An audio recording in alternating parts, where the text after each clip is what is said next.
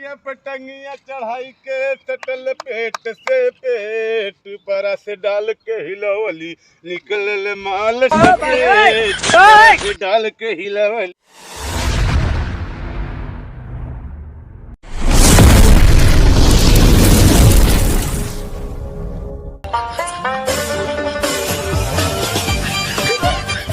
पटंगिया चढ़ाई के सटल पेट से पेट बरा से डाल के हिलवली निकलल माल से पेट बरा से डाल के हिलवली निकलल माल से। शांत रहा पहले। कान बंद गावत हुआ काहे गाना गावत हिला?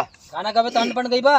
कान बंद गावत है मर्दा ऊपर रस्से में डाल के हिलावली निकलल से फिर तोर दिमाग खराब है मर्दा। वहां से यहां तो चचा बाबू बैठल हुआ और तू अंड बंद गावत हुआ। कागरे चचा बाबू हम बेवकूफ है का? हम गाना गावत ही ना। गाना गाइबा तो मर्दा अंड बंद गाना गाइबा।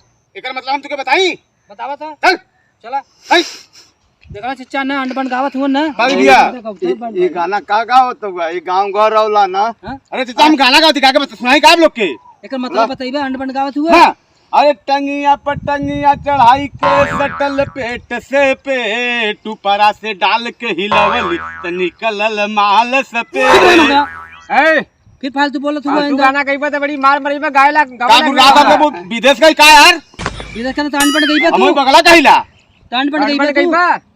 ये अनबन हो तब का एकर मतलब बतावा तू। ऐसा मरी में गाना गावला बंद हो एकर मतलब बताई। हां का हो देखा हां पहले के जमाने में आजकल 20-30 साल पहले के जमाने में अच्छा जब घर के माता बहन लोग 3 बजे भोर में उठे तो 5 किलो गेहूं ले ले और जाता के लगे बैठ जा।